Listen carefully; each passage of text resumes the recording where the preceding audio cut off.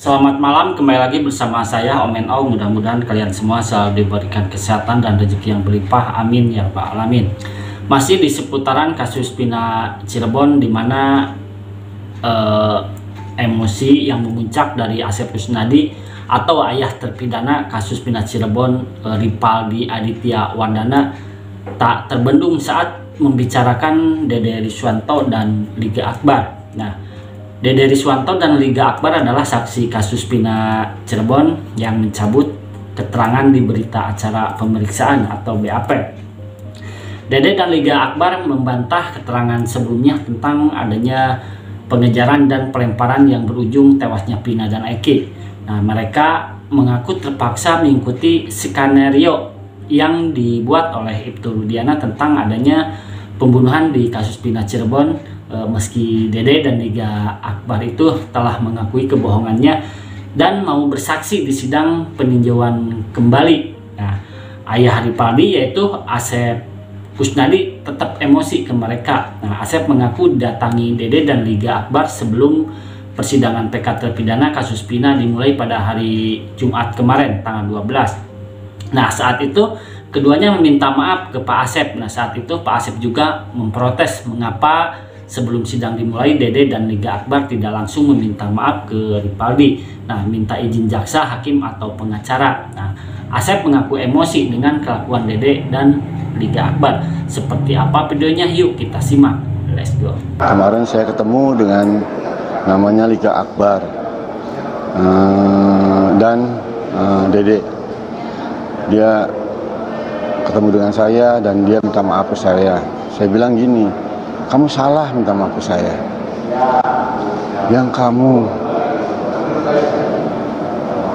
perbuat, yang melakukan perbuatan itu kan kamu kepada Ripaldi. Saya bilang, kamu harus minta maaf ke Ripaldi.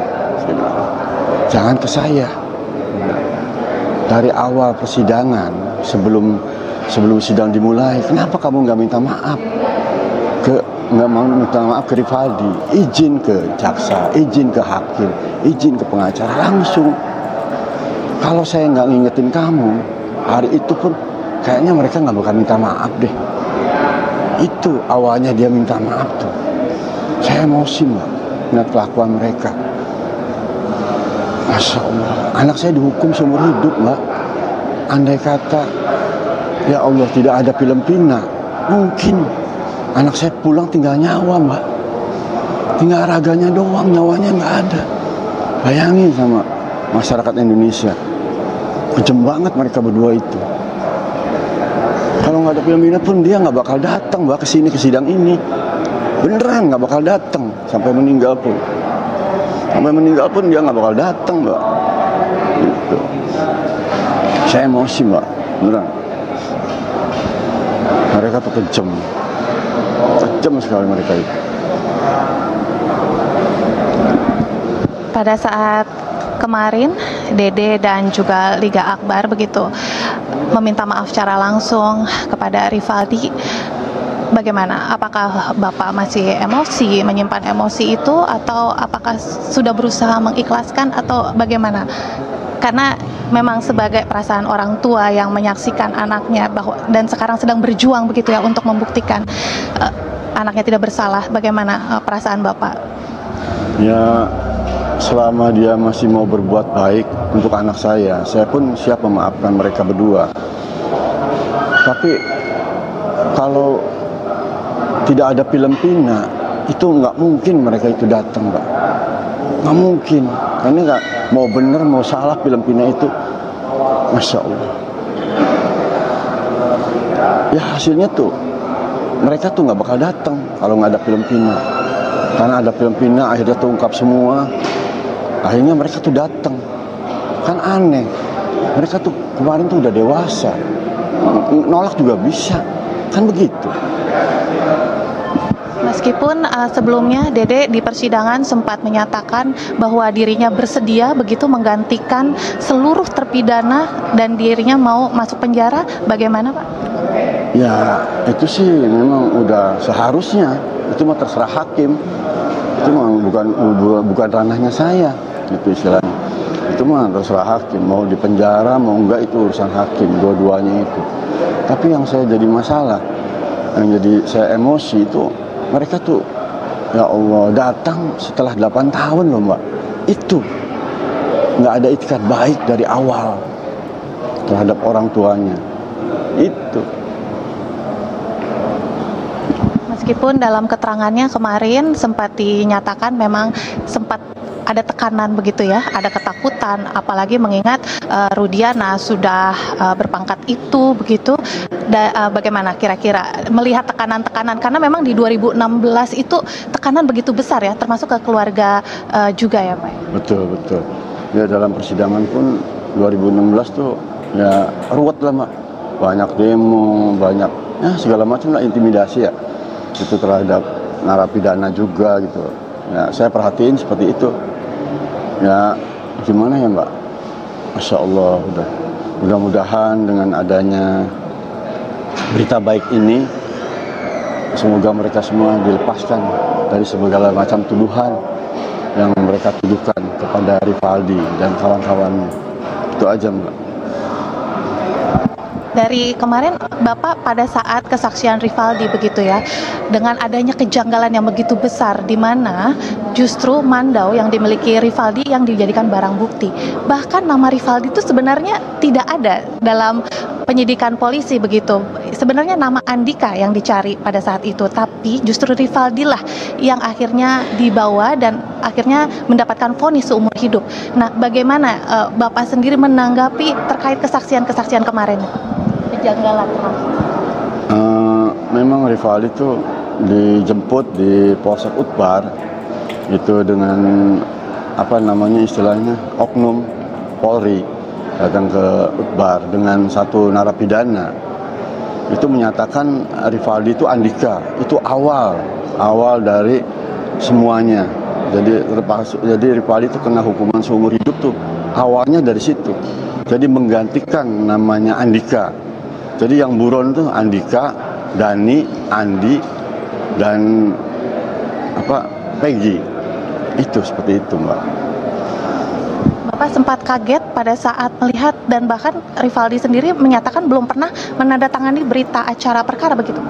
Kaget nih? Karena Rivaldi tidak menandatangani berita acara, makanya Rivaldi itu penyiksaannya mendapatkan yang luar biasa Mbak. Itu dari oknum-oknum Polri ini. Lihat aja di fotonya Mbak, itu semuanya paling parah tuh Rivaldi, karena dia tidak mau mengikuti kemauan oknum Polri gitu Mbak. Pak, mungkin selama ini yang belum kita ketahui gitu ya, mungkin di publik sebenarnya seperti apa sih sosok seorang Rivaldi itu Pak?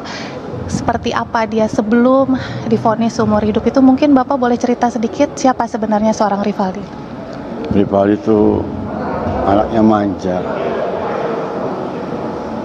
Apa-apa ngomongnya ke papahnya, nggak pernah ke mamahnya. Apa-apa cerita ke saya. Apapun yang telah dia bergaul dengan teman-temannya itu ceritanya ke saya semua Mbak. Gitu. Saya pun sayang banget sama dia. Makanya dengan adanya ini, saya tuh terpukul banget Mbak. Saya kecewa banget. Kenapa Rivaldi ada di tempat ini gitu loh. Padahal dia tidak melakukan perbuatan tersebut. Disiksa habis-habisan. Di staples telinganya, semuanya Mbak. Masya Allah. Anak kurus kecil Mbak, diijek-ijek seperti badan saya gini. Kalau saya mungkin nggak kuat Mbak mengalami penyiksaan seperti itu. Waktu kesaksiannya kan Rivaldi sempat bercerita begitu ya, setelah terjadi dugaan kekerasan atau penyiksaan, bahkan straplessnya masih tetap ditaruh begitu, tidak mau dilepas oleh Rivaldi untuk menjadi bukti. Nah setelah itu dijenguk oleh orang tua Bapak di situ? Sama Ibu Wit, pengacaranya Rivaldi. Bapak masih ingat momen itu bagaimana Bapak ketika menemukan pertama kali Rivaldi dalam keadaan di staples, dalam keadaan seperti itu, bagaimana Bapak masih ingat? Masih Mbak, saya masih nangis, ngamuk, saya nangis marah-marah itu. Ya Allah, saya bilang, Masya Allah, nggak bisa cerita Mbak. Kejem banget mereka Mbak. Kita memang merasakan kepedihan Bapak sebagai ayah sekaligus orang tua begitu ya Bapak ya. Apalagi mengingat kesaksian kemarin, memang bahkan seluruh terpidana jika harus mengingat kembali momen-momen tersebut semuanya penuh berurai air mata. Dan bahkan beberapa kali kesaksian demi kesaksian para terpidana juga tidak kuasa lagi menahan air matanya, pastinya sebagai ayah atau orang tua dari terpidana yang bahkan menyaksikan langsung ya masih ada strapless yang tertempel di mukanya Rivaldi. Iya Mbak, saya nyaksiin langsung dengan Ibu Wit, melihat masih ada strapless di telinganya. Masya Allah. Apakah saat itu Bapak berusaha untuk melepaskan staples itu Pak, atau tidak diperbolehkan sama Rivaldi? Biarkan ini menjadi momen atau bukti terkait peristiwa yang terjadi.